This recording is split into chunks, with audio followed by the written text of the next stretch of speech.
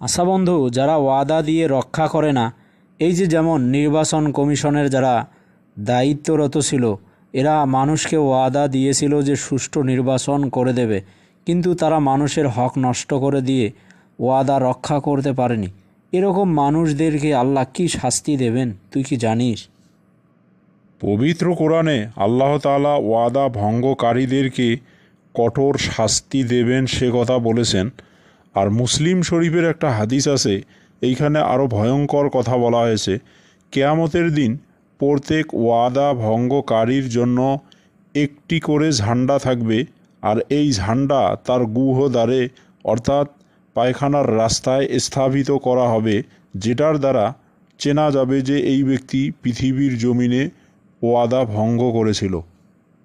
নবী সাল্লাল্লাহু আলাইহি সাল্লাম আরও বলেছেন, যারা ওয়াদা ভঙ্গ করে তারা পাক্কা মোনাফেক এবং এরা মানুষের হক নষ্ট করে।